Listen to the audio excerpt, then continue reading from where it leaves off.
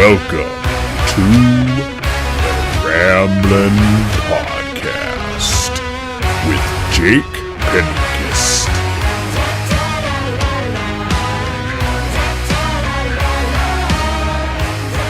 Hello, long time no see. Welcome to yet another edition of the Ramblin Podcast. Before we go any further, I feel like I need to issue an apology. It's definitely been a while since I've done one of these episodes. I'm sure many of you are aware this guy finally tied the knot with his girlfriend, a former girlfriend, I should say, of nearly 3.5 years a few weeks ago. And anyone that knows me knows I am a procrastinator to the 8th degree and then some. So there were a lot of things that now Mrs. P and I needed to get taken care of. And because of that, I just kind of got a little sideswiped, so to speak, with kind of keeping the podcast weekly up to date. So I definitely wanted to get back on track with things. Everything's kind of settled back down to normal now. We've had 3 games go by since the last episode of the Ramblin Podcast, and as we're all aware, we suffered a very embarrassing loss at home to UCA. However, we're quickly able to get things turned around, and now we are 2-0 in conference with a thrilling last-second victory against Georgia Southern, and kind of a dull but still defensive-wise pretty impressive game, homecoming against the Jags 17-7. We conclude the home stretch by hosting the ULM Warhawks. They will be traveling into Jones Boogie this Saturday. Both teams are 2 wins on the season. Monroe has 1 more loss at 2-5. The Red Wolves sit at 2-4. The Warhawks currently are 1-2 in Sunbelt play. We're able to get a pretty fun last-second victory at home against Texas State, but they have been tripped up by the Vandals, as well as, I'm blanking out right now, who was the other team Monroe lost to? Georgia Southern. Lost on a blocked field goal last second in Statesboro to the Eagles. The Red Wolves currently are coming into this game. Last I saw, we're a 20-point favorite. They opened up at 17. If this had been any other team in the past, I would feel pretty confident about that. But when you consider this Red Wolves team has only been averaging 18 points in 6 games so far, I'm a little hesitant to take it, but we'll talk a little bit more about that as we go along. I don't want to hold things up any further. We're going to hop right along here. I've got some awesome guests on the show today. I've got a big surprise here in a little bit, but first off, we're going to bring on Jeremy Harper, AstateFanRules, everyone's good friend. He's going to help us kind of rehash the last 3 games that we kind of missed between episode 3 and 4. And we're also going to be discussing the season as well. The big thing is we're starting a new segment here on the Ramblin Podcast, my discussion segment. Both Jeremy and I, we will be discussing rivalries and the lack of them in the Sunbelt. And then, like I said, we're going to have my surprise guest that I will inform you of later on in the show. All right, so let's not waste any more time. We're kicking it off. We've got my good old buddy, everyone's friend, AstateFanRules, or I guess this time of year you're going with what's your new name again? Currently on Twitter. Oh yeah, AstateFanRules. That's Halloween. So formerly the tweeter formerly known as AstateFanRules, with us now. Jeremy, how's it going this evening, sir? Oh, not bad. I'm listening to this Appalachian State Georgia Southern game on the radio, and the referees are in top form tonight. I don't know if anybody's watching that game, but those guys are screwing everything up. I think the last 10 seconds of the game lasted 30 minutes, thanks to them. So they're going nuts, and I'm also trying to keep up on the basketball game on Twitter, and it looks like we're doing pretty well there. So good night. Perfect. Jeremy, as we were discussing before we got this interview rolling officially, this is the first episode we've got back since the debacle that was the UCA game So I was kind of hoping before we got to our discussion segment, which is the main reason why I brought you on, maybe you could kind of help us kind of tie everything together. Let's kind of run through these last 3 games that we've kind of missed between episode 3 and 4 of the Ramblin Podcast. So we roll into that last weekend in September. I believe we were favored by 16 in that UCA game. We ended up losing 28-23. What went through your mind when those seconds were over, the people in purple and silver were celebrating in the stadium? Well, first of all, throughout the whole game, I never thought we were going to lose it. You know, I thought that I was disappointed that the game was close. I was chagrined that the Bears seemed to have a chance, and at one point they came up ahead. But I never thought, even when they came up ahead at the late in the game, that at one point did I ever think, we're going to lose this game. I just felt like Hansen was throwing too many good passes. We were making too many big plays. And then when the final buzzer went off, I was a little surprised. I was like, wait a second, this is it? This is how it ends? But to me, it felt like the Bears just wanted it much more than we did. I think we kind of came into the game sort of feeling pretty good about how Utah State ended, and kind of thought we were going to build on that momentum, and saw UCA as sort of inferior competition. But those guys are pretty good, and they're if I recall correctly, they're ranked right now in FCS, so they're not a bad team, and we might have really underestimated those guys. And I think maybe that was really, you and I were talking earlier, maybe that really was the wake-up call, not just for the players, but maybe even for the coaching staff. I have a feeling there was a real big come-to-Jesus meeting after that game, trying to decide how the rest of the season was going to go. And it seems to me there's been some changes made after that game. But before we move on, I have to ask you, because I'm sure you've got a pretty similar opinion like I do on this. The fan base reaction, obviously, very negative. I'm not going to name names. There is an individual I follow on Facebook who made a video. It was a dimly lit room with candles lit, and he proceeded to go on a rant about how he understood why the Razorbacks don't schedule Arkansas State, because exactly what they feared would happen happened to us. I mean, it was one of those that I could barely even stomach listening. I don't even know how I got through this entire video. I mean, and the guy was being totally legit. It was not kind of a satire, joking around. Literally was saying we should never play UCA again because we have lost all the momentum. There was nothing to gain, everything to lose. I mean, just your reaction on that, I find it very silly. That, to me, that is a crazy opinion to have. UCA deserved the win. They deserved to come into our place, and they played well, and they got the win. And quite frankly, I hear we're rescheduling them, and I welcome them. You play the games to play the game. It's a part of sportsmanship to welcome your neighbor into your house and have a competitive match. And sometimes, yeah, they're going to win. And don't take anything away from the Bears. They played hard and got the win. And even though we're embarrassed, and even though we should win a game against an FCS opponent, that doesn't mean that we should shy away or run away from that kind of opposition. I say good for the Bears. I say if they keep playing hard and beat us again, we'll deserve to hand them the W. That guy who got online and was upset, that's just hooey, in my opinion. Moving right along, so we then going into a Wednesday night facing, really it really looks like we're facing going 0-5 on the year at this point against a Georgia Southern team that, I mean, obviously it's not as kind of, I guess, having its own growing pains, so to speak, not nearly as polarizing as ours was, but I think many thought that there was little to no chance for the Red Wolves, especially when Arkansas State committed 5 turnovers in this game.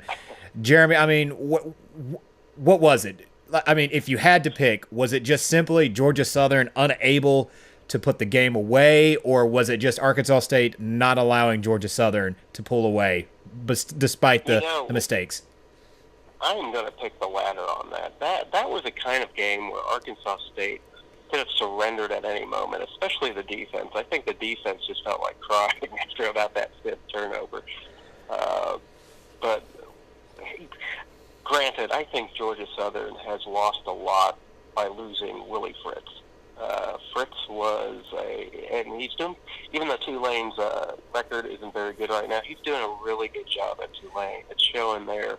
And he did a really great job at Georgia Southern. Now Tyson Summers comes in, and it's not quite the same Georgia Southern team that we've seen before. But if you're listening or watching the Georgia Southern app game tonight, Georgia Southern already has 3 turnovers has already forced 3 turnovers on Appalachian State. Those guys, even though they're having trouble on the offensive side of the ball, they are legit on the defensive side of the ball. So even though turning the ball over 5 times isn't ideal, it's not that surprising. So that the defense went ahead and picked up the offense and said, "Here's the ball. We've got it back for you.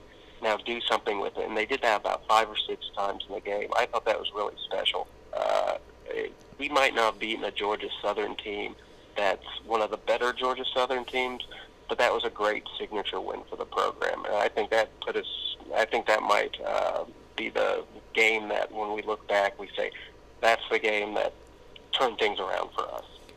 And then finally, before we get caught up on the present, we also had homecoming against a very, I guess, bipolar, if you will, South Alabama Jaguars. You have a team from Mobile that have I would say probably 2 of the marquee wins for the conference this year in Mississippi State and then ranked 19th San Diego State, who, if memory serves me correctly, are also defending Mountain West champions from last year. But even before their loss in Jonesboro, came into homecoming at the Vault 0-3 in conference. And spoiler alert, they got handed their 4th conference loss and a 17-7 victory for Arkansas State. I mean, Jeremy, just, again, not to kind of steal the question from before, but, I mean, was this kind of more just Arkansas State taking it from South Al, or is just one of those where South Al just kind of doesn't really know what they are or what to do in conference, I guess? Well, in the way that we kind of just willed ourselves to victory against Georgia Southern, I really don't think South Alabama is that good of a football team. And I do not know. I mean, I watched their game against, or most of their game against San Diego State, and they looked brilliant against San Diego State, and they really made me worried. But then I watched their game against Louisiana Lafayette, and they looked terrible against them. If there's something about South Alabama playing Sunbelt teams this year that it brings out the worst in them. So they get the win against Mississippi State. They get a 1-point win against Nicholls State. I think it was 41-40. They go ahead and just play the game of their lives against San Diego State, and then they can't pick up a win at all in the Sun Belt. I don't know what that says about the Sun Belt. I don't know what it says about South Alabama, but it was nice that Arkansas State got the win. They got on homecoming, and they got it on a defensive performance. But South Alabama cannot run, and they can't move the ball. So, I guess they do pass the ball okay, but at that time they're also having some quarterback issues. They don't know which quarterback to go with. I think that was just one of those kind of. I think it's that South Alabama win is just one of those kind of gritty, business-like wins that I think is a great boon for the defense, but is a little troubling that the offense can't score more than 10 points on South Alabama. So here we are. We're entering, believe it or not, I mean, we're entering the last week of October. It's crazy how fast flying this season has been. So despite the horrific September start, once again, these Red Wolves somehow manage to find themselves, to rediscover themselves, and have had even though they do have one more game left, they've had a seemingly fantastic October month. And we are now facing the ULM Warhawks. Jeremy, let's just I'm just going to kind of toss it right back to you. The ball's in your court. Thoughts going into this game against ULM this Saturday? Well, if you look at ULM, the season that they're having, first of all, I love that Matt Theater is at the helm. They really needed some new leadership. I loved Todd Berry when he was involved, but he was out of ideas. He was out of energy. Now they've got this new guy who hopefully has a little more drive and a little more initiative and maybe a few more ideas on the defensive and the offensive side of the ball that will carry him through. But right now, it's not really gelling for UL Monroe right now. And they've got some quarterback issues themselves. They've got a great quarterback. What's his name? Garrett Smith. Who started? Yeah. I'm sorry. Yes, brain fart there. Garrett Smith. Well, he tore his ACL. He's not coming back. So the last game that they had against the Lobos last week, they brought in Will Collins, who's a freshman, and they were hoping that he would step up. And all he did was go 0 for 7 and throw an interception before they had to take him out to halftime and bring up another freshman, Caleb Evans, who's actually pretty good. He was 12 and 15. He's 6'3". He's pretty big. Looks like he can find his targets. But then I think yesterday, Viator announced that Will Collins will be given a second chance. So that's going to be interesting to see how long his leash is before we see the Caleb Evans come in. But I think for the most part, I feel the same way I felt when UCA came in. I felt like this would be a nice tune-up game, that we're destined to score a lot of points and the defense is destined to pick up a lot of turnovers. I think maybe this time it actually comes to fruition.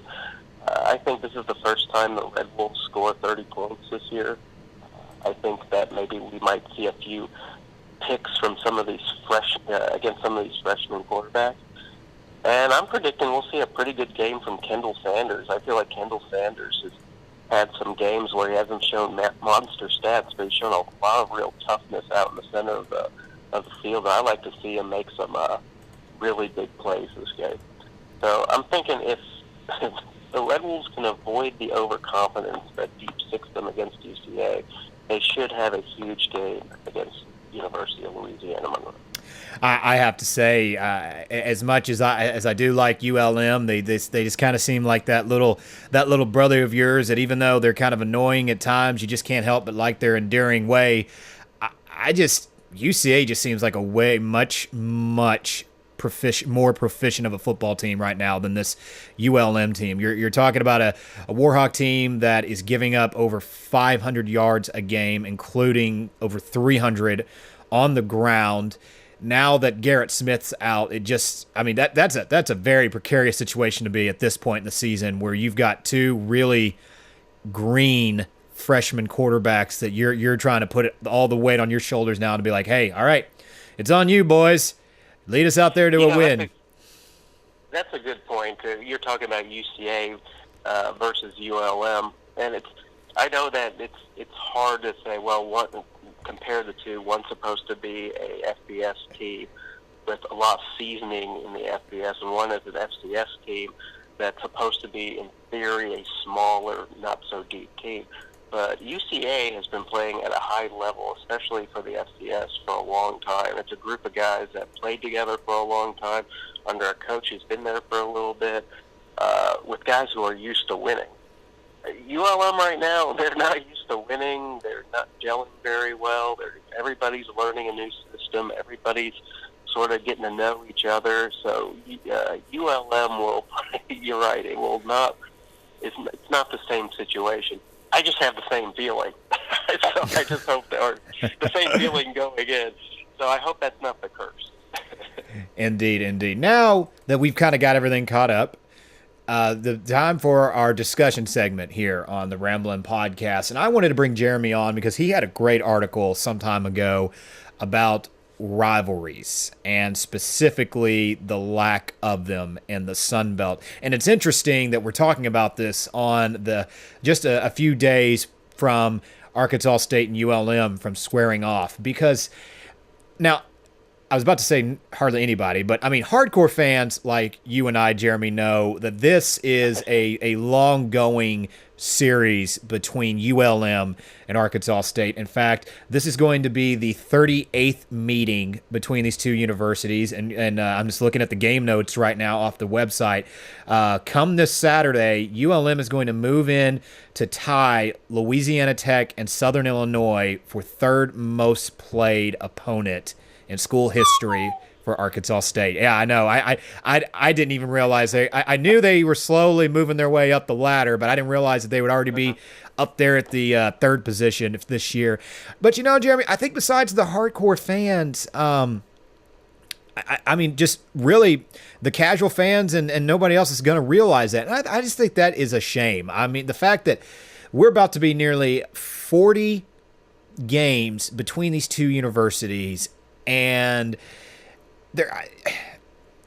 I guess, I mean, and granted, ULM hasn't been that good, so that's not really helped anything, unlike Lala, which I'm sure we'll touch upon here in a second. But, I think you see where I'm getting here. There's been a lot of history, a lot of games played between these two universities, and it strikes me kind of odd that there's just not any more fanfare, or, I mean, heck, even maybe a trophy of some kind. Just, Jeremy, so I just wanted to get your thoughts on that. Like I said, I mentioned a second ago, you wrote an article about this. I'm sure, do you agree with me on kind of my assessment right now? Here's the thing about ULM, is that I was kind of making fun of them on Twitter, and my brother, Rex Steele, made a comment to me. He said, man, I actually consider them a pretty big rival. And I said, well, why is that? He goes, well, man, back in the Steve Roberts days, that was a big back and forth rivalry. And I had kind of forgotten, but between 2004 and 2010, A-State and ULM exchanged victories and defeats every other year. It was always a dogfight between the two. I mean, they might not have been marquee Sunbelt teams at the time, but then what happened was, Arkansas State started to win championships, and ULM did not. And when Arkansas State started winning championships, that ULM rivalry really cooled off because ULM was playing so poorly. They had that one great season in 2012, and then after that, it was like there's just not much heat between the teams. So you and I were kind of talking a little bit about what would it take to bring that heat back.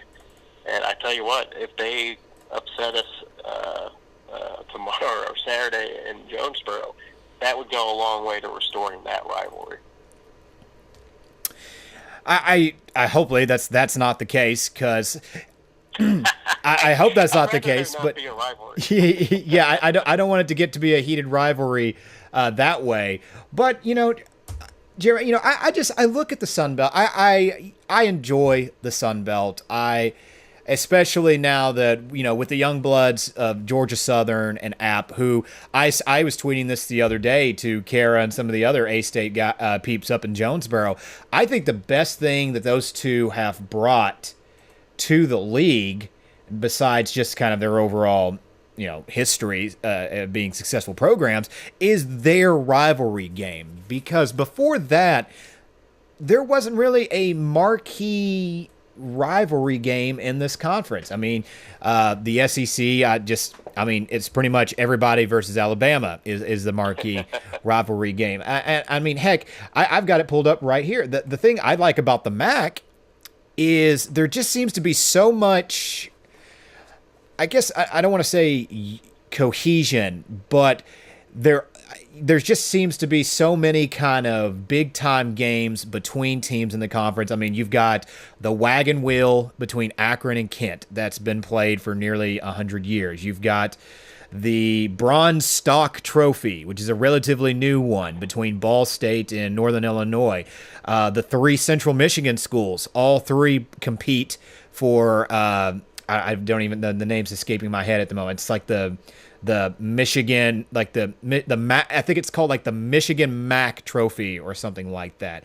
And it just seems like, even though their attendance numbers may not necessarily show it, an outsider looking in, that just really gives off this perception of a conference that's really proud of its members, of the history, the competitiveness between each university. And I just really feel like that's what the Sun Belt's missing out on. Now, granted, it's only like a 40-year-old conference. It's had a lot of turnover. But I just feel like now that we seemingly, well, once we get Coastal in, I think we'll finally have some stability. And I think that's the time where you really could start kind of building up some of these interconference games. Thoughts on that, Jeremy?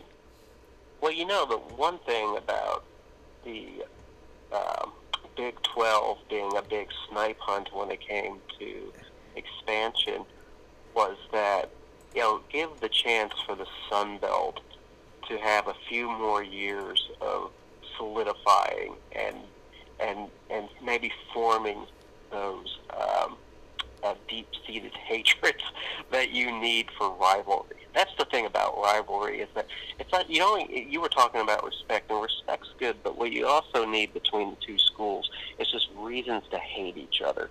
And we're getting there with Appalachian State, and then the schedule makers took away that heat for 2 years. So we're losing that. The new teams that have come in, they kind of have their own rivals in a way, but we've lost some of the guys that we really hated. We really hated Western Kentucky. We really hated Middle Tennessee. I thought we were getting close to really hating North Texas before they took off. So all these guys that we had promising bursts of hate for, they all took off. So what was left was Troy, which was dormant for about 5 or 6 years, ULM, which has been dormant for about 7 or 8 years, and ULL, who already has an in-state rival in ULM. So we're kind of like in sort of a holding pattern, in that everybody kind of hates Arkansas State because we're on top. We've won the conference championship for several years. We can be a little bit arrogant about it, which is fine. I like that. And geographically, we just don't have that nearby opponent to play.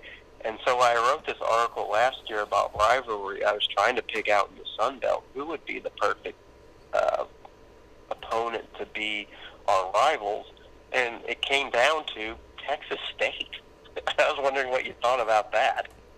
No, I mean, I like it because, I mean, as much as I hate to admit it, because of that classic old school Razorbacks versus Texas in the old Southwest days, I feel like there's already kind of a, dare I say, natural kind of disdain between the state of Texas and Arkansas. And I mean, like you mentioned earlier, I mean, I thought there was kind of a semi-rivalry against us in North Texas, because part of the reason was we had North Texas's number since 2005 up until their last year of the Sun Belt. I knew every year they always had us circled because we beat them every single year. But of course, then they went away and we lost that Texas, kind of that Texas connection. And I kind of feel like Texas State could fill that void. And you know who's the last team to beat us in the Sun Belt? Of course, the Texas State back in 2014 on that Thursday night game when we were down to like the film boys going in there for the line. I mean, we were banged up that year. That's true. It's like everybody realized at the same time, we can run on these guys. And so everybody who had a running back pretty much destroyed us, including Texas State. So right now, Texas State is down. The Bobcats have that new coach, Everett Withers, who is working kind of with a sort of a undermanned roster. Is getting beat spectacularly by some pretty big teams. Was beaten by ULM of all people.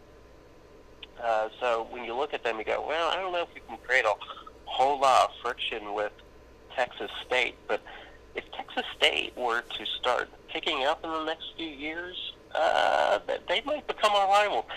Troy, I would love to be our rival again. Now that they're good, now that they could compete for the Sunbelt, that would be great to get that rivalry going again. I'm just afraid South Alabama has poached them. Let me ask you this, though, because I'm glad you kind of pointed that up. They created a rivalry trophy game. I mean, I think they played... Yeah, because the first year was 2015. So, I mean, they had 3 games before they even implemented this. And I'm not going to lie. I thought it was cool. It was a neat concept. It played on the name of the conference. I'm a wrestling fan, so I automatically think wrestling championship belts are freaking awesome to do stupid stuff and take pictures with. So, and I think clearly, I think I read somewhere Troy took up to 3 or 4 buses full of students and fans along with their band on a weeknight. And I really feel like that kind of fanfare of the Battle of the Belt really helped that. And now on the flip side, you look at, I'm sure you're aware of this UConn Central Florida pseudo rivalry game that Central Florida didn't even care that they left their trophy on the field that they won, and they were like, this isn't a rivalry, we don't care. I guess what my point's trying to make, though, is I think you can make an argument for both sides, a created trophy rivalry game, if it's smart or if it's dumb. But I think at the end of the day, I mean, you look at Troy, you look at South Al. I mean, I'm not quite sure if Southern and Georgia State have a trophy. I do know they have a rivalry series, but I mean, I think that could work. Don't you, Jeremy? I think the reason why Troy and South Alabama worked and UCF and UConn didn't work is because, one, they're not in the same state, so they're not even really competing for the same guys, not competing for the same fans. In Alabama, or even if you look at like Georgia State and Georgia Southern, even though Georgia Southern kind of turns their nose up at Georgia State, those guys hate each other because they're in that same market. They're fighting for those same fans, and they're trying to be relevant in that same market. And Troy and South Alabama are the same way. They're trying to win the hearts and minds of Alabama. So we, as in Arkansas, at Arkansas State, we don't have that. The closest that we had was Memphis, and Memphis, whether you want to admit it or not, has kind of moved past us. They've juked past us and gotten into a conference that's a little more upbeat, and they seem to be getting a little getting a little bit bigger. So they don't even look at us anymore as a rival. In fact, I think in a way they find us like that somehow we're beneath them, which makes us angrier, which makes us hate Memphis even more. I'm glad that we have the game back on. It'd be great if we can get that paint. I think it was called the paint can rivalry. Paint bucket rivalry. Yeah, that's right, the paint bucket rivalry. And nobody ever seems to remember that or know it. It'd be nice if we could somehow build that up a little bit more. No, I agree. It's really frustrating. It makes me kind of aggravated that Memphis just does not, for whatever reason, really care about that, old school game, and of course the paint bucket rivalry that we shared with them. Because I mean, again, I think it's a win-win for both universities and both sections, but it is what it is. Same could be said about Louisiana Tech. I know they kind of have a very similar mindset over us, Monroe, Lala. That is true. And that's another one. I mean, I think, of all teams, I don't know if you know this or not, but I'm pretty sure, if memory serves me correctly, it's SMU and Navy, even before they became conference rivals in the American, they had announced like a 20-year rivalry trophy game between them. Oh, I didn't know that. Wow. The name escapes me at the moment, but I remember distinctly reading about this, and I thought that was just the craziest thing I ever heard. SMU and Navy, a small Methodist school in Dallas, and of course a service academy in Maryland, and they're agreeing to start up a rivalry trophy game between one another. Yet it seemed like both fan bases were more than happy to kind of jump on board and embrace it. So I just think that if you could just find, just kind of maybe, like you were saying earlier, the right story, with maybe just the right time, and of course, maybe just a real creative idea. I really think that it certainly is plausible. It can be done, that you could just start up a fresh rivalry with a trophy, really make it special for the fan base. And of course, if you want to do it in conference, that'll just, boost the conference, that much more with kind of those games like that. Jeremy, we're going to have to wrap. I'm sorry about that. Okay, go ahead. I was just going to make one more point. Sure. You're talking about in conference or old foes. I really think maybe getting it back together with Middle Tennessee would be a great game because we really hate each other. But maybe you're right. Maybe it's about finding that foe that maybe it's more like a Tulane, that school that we just don't have a whole lot of history with, but geographically it makes a lot of sense to try to make that into a game. So maybe that's a good point. Maybe it's something that Timo needs to get down and arrange some sort of 20-year arrangement and come up with something goofy like a chicken bone trophy or whatever it is, and just let it play out. I mean, it could be UNLV and Tulsa for all we know in these upcoming games. Who knows? Jeremy, we're going to have to wrap things up. Jeremy, we're going to have to wrap things up a little bit. This has been fun. I'm sure you and I could discuss this all night. Before we let you go, why don't you just kind of give us your A-State Fan Rules prediction on not only this just Saturday, but maybe your kind of thoughts. I think a lot of people don't realize we're about to start entering I believe it's a 4 games in a 20-day stretch. Just your thoughts going into that to wrap things up. You know what? I think the game is. God, I hate to say this. I think we're going to win something like 48-10 against ULM. I don't think they have very much on offense, and I think we're just going to run all over them. As far as the next 4 games, I am really looking forward to that Troy game. But I can't look ahead past Georgia State. I know Georgia State always gives us a tough game, and they're really feeling good about themselves right now, even though their record isn't the best record. So, I think we have a great chance of running the table, but we still have some challenges up ahead. So we're just going to have to take them one game at a time. He is formerly known as, for at least for this week, I bet, A-State Fan Rules. You can read his stuff on ForgottenFive.com. His Twitter's always a great follow. Jeremy, thank you so much for joining me late at the last second. I hope you and your family have a good rest of the week. Happy holiday. Well, I was going to say happy holidays. Happy Halloween, I should say. Happy Halloween to you, and have me on soon. I appreciate it. Once again, A-State Fan Rules, Jeremy Harper here on the Ramblin Podcast. We're going to immediately jump ahead now to our next guest, the big surprise. I've been trying to get him on the last few times we've been doing these episodes, just haven't been able to catch up. But now we have, ladies and gentlemen, without further ado, I am very honored right now to have a very esteemed columnist from SouthernPigskin.com. He is BJ Bennett. BJ, how are you doing this fine morning? No, I'm doing great. Thanks so much for having me on the program. No, and I have to say, you are probably what we would like to call the first semi-celebrity on the show. So congratulations for having that first mantle hold, so to speak. Oh man, well, hey, you may want to redefine that distinction, I guess, if that's what you're saying. But I certainly appreciate it. I'm glad to be on, and excited about the stretch run of the college football season here. Now, BJ, the main thing I wanted to get you on here for was your article that you wrote talking about the Red Wolves. You entitled it Red October. Before we really dive into that, I just kind of wanted to get your quick thought on just the league as a whole. I know for me personally, being an A-State fan and a big Sunbelt Conference fan, I know there were quite a bit of teams, including the Red Wolves, that kind of had really high expectations going into this 2016 season. And for the most part, with the exception of Troy and Appalachian State, there really been a lot of disappointment. Just kind of your reactions on the league as a whole so far this season. No, sure.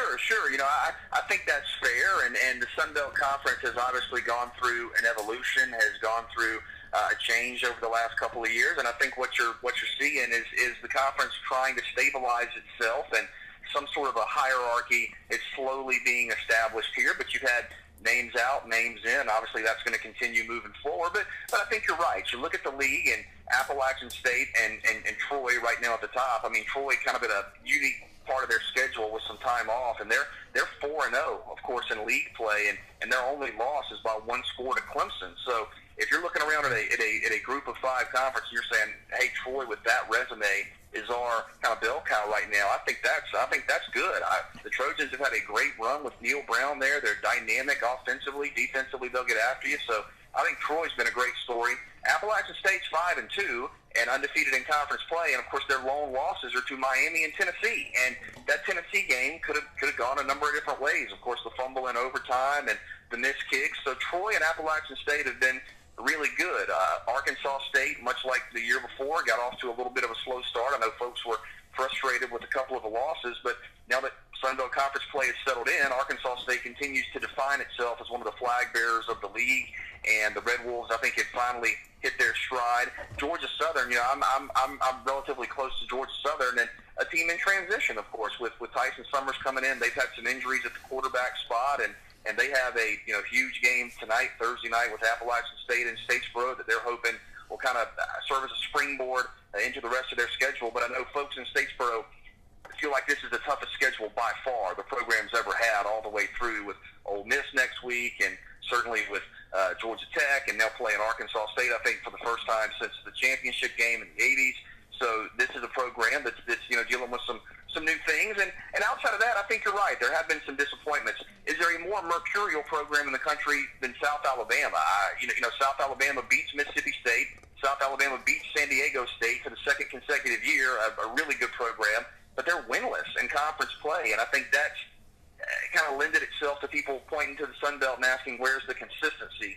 Texas State has not won a game. New Mexico State still trying to figure it out. The Louisiana schools have been serviceable, okay. Georgia State's maybe taken a step back, although they didn't really peak till the end of last season. But it's certainly a league in transition, and I think the additions of Appalachian State and Georgia Southern and Georgia State ultimately have helped fortify the league, and people are excited about Coastal Carolina. But I think you hit the nail on the head. You're right. Right now, right this second, it's Troy and Appalachian State, and everybody else is trying to get to that level on a consistent basis.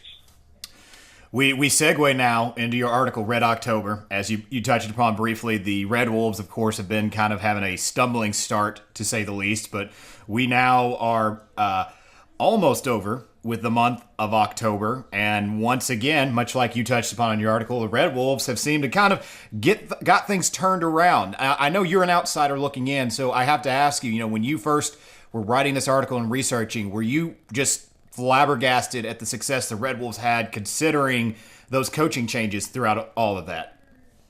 Well, that's a really poignant way to phrase it, because maintaining stability when you do have turnover at the top is difficult. And I think it's a testament to Arkansas State's program that the Red Wolves have been able to be at the top of the Sun Belt, and really, once the season is settled in, be incredibly effective to a level that is pretty mind-boggling. I mean, when you look at the success in October, and listen, it was obviously a disappointing start to the year. Toledo, a very, very good team, and I don't know that result is shocking. Auburn, we've seen what Auburn's been able to do, and they just rushed for over 500 yards against Arkansas.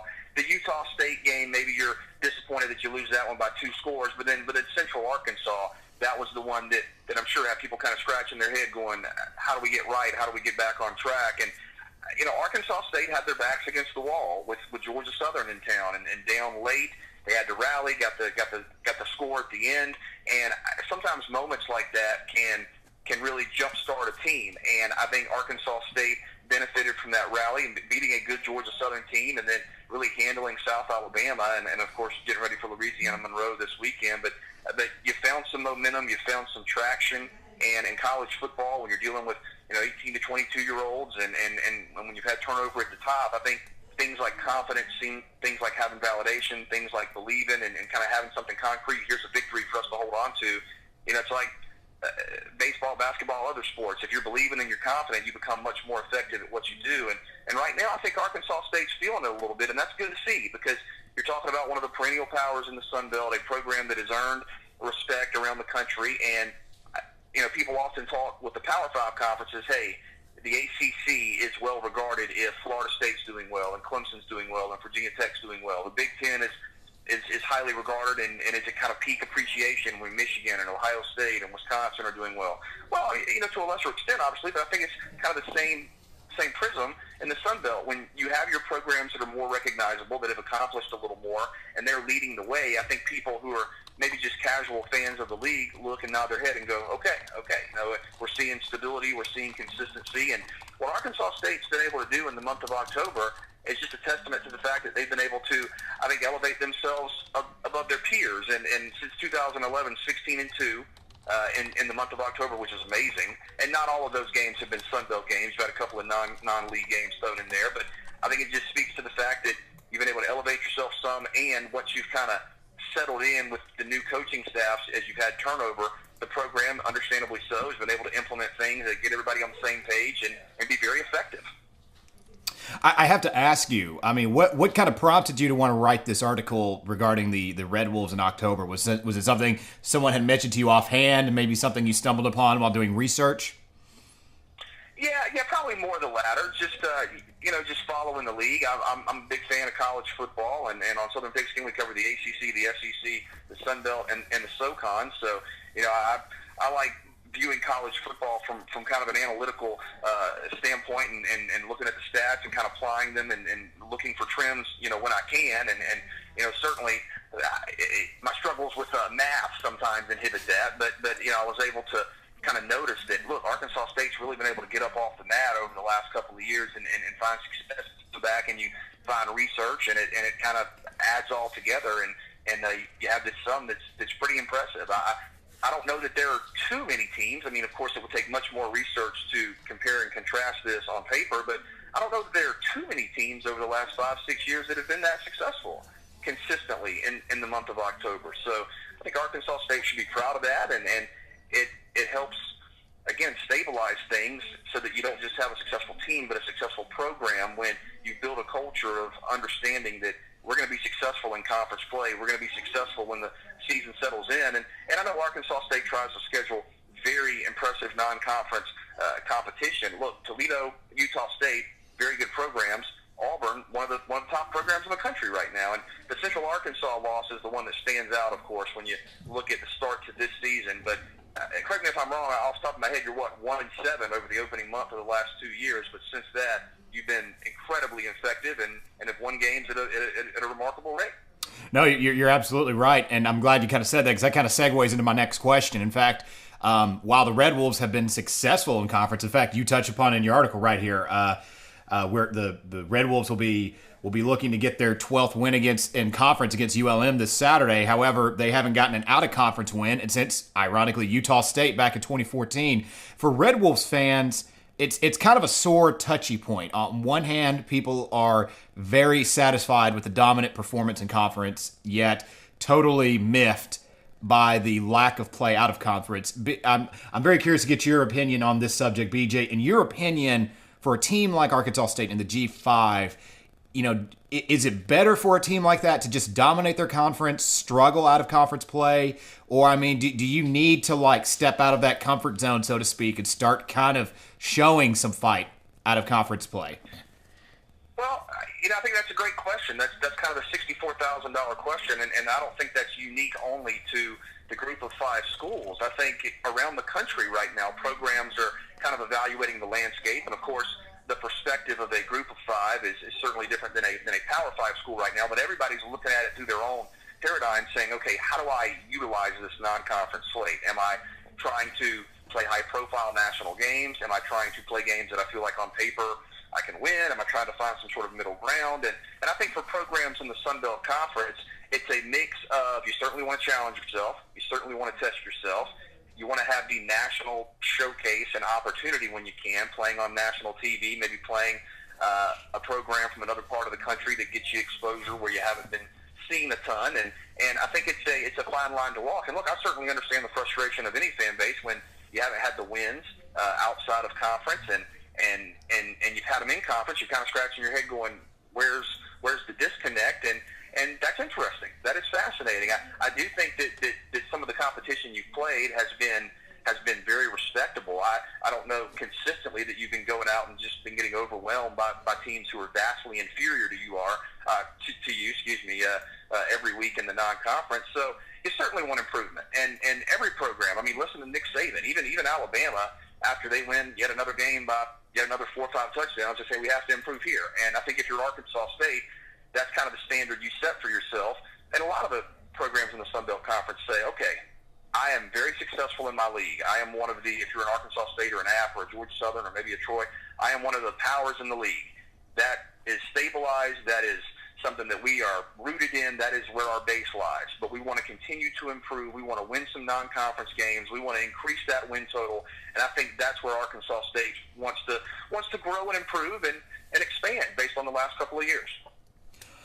BJ, I want to conclude this fascinating interview we've had together with this. In the end of your article, you state how last year, the month of October, was a springboard for this Red Wolves that really catapulted them to running through the conference and winning it outright. I have to ask you, in your opinion, do you feel this could happen again in 2016 off this past month of October for the Red Wolves?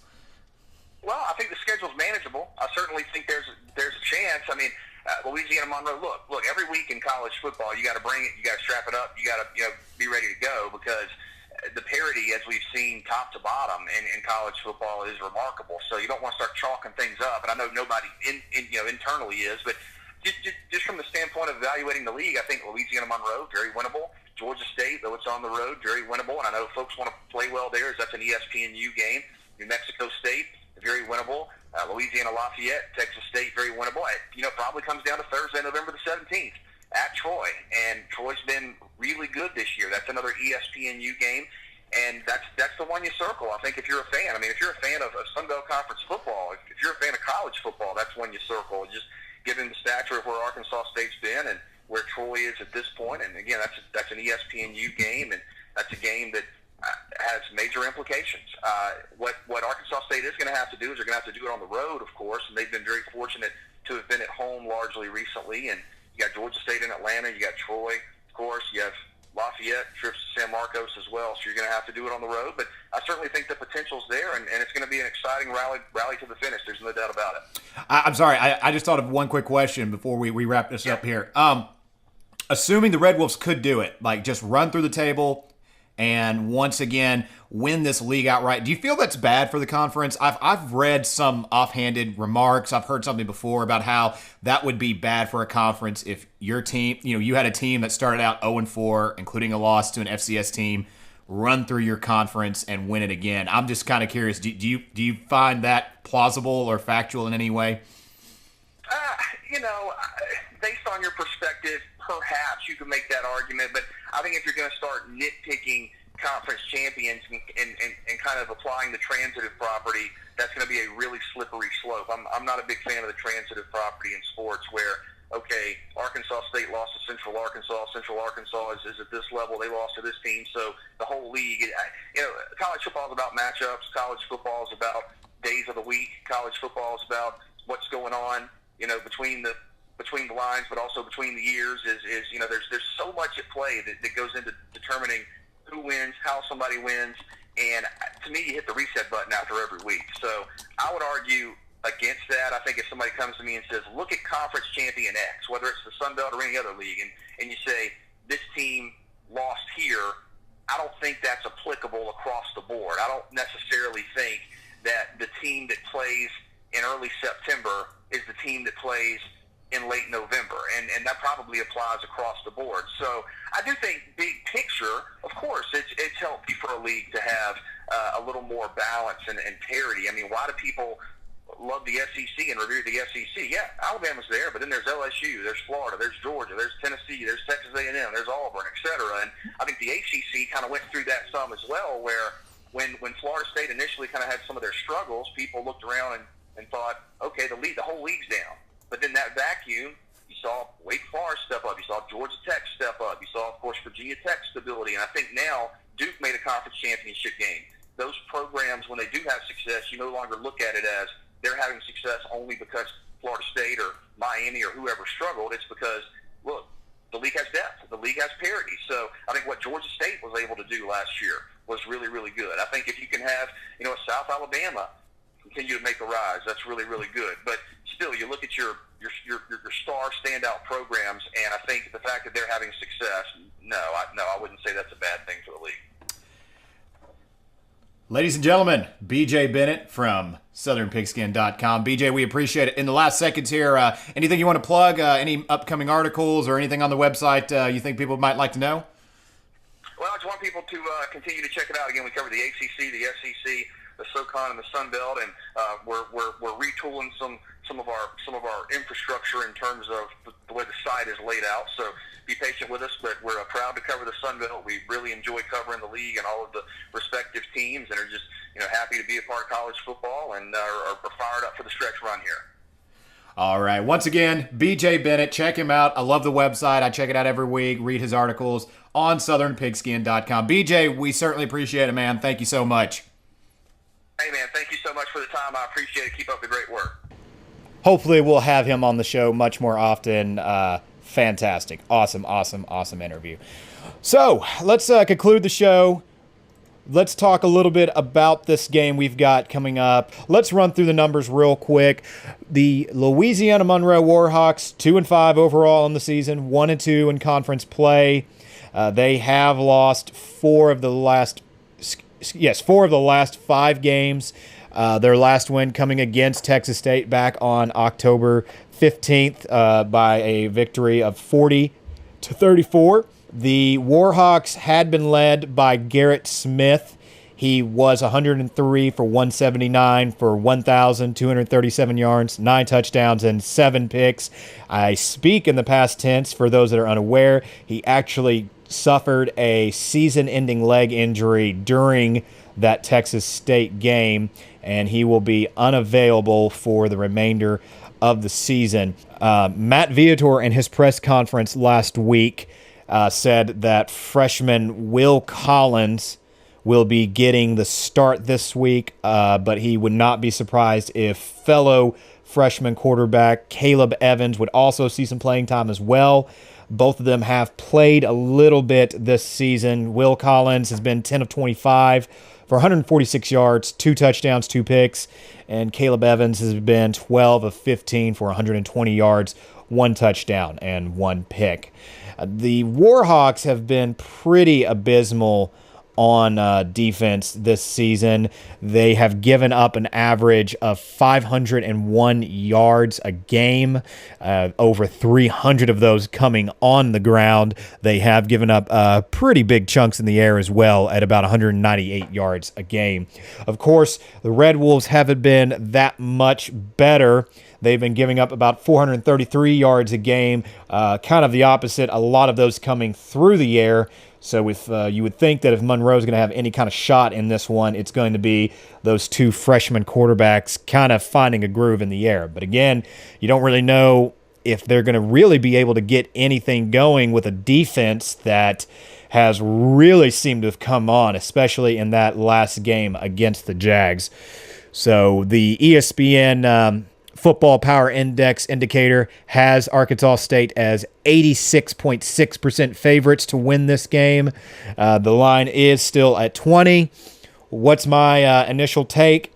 I'm not sure about the 20-point spread. Again, if Arkansas State is going to kind of finally meet that Vegas line expectations, you would think it would probably come against a team like Monroe that just really seems to not really have anything in the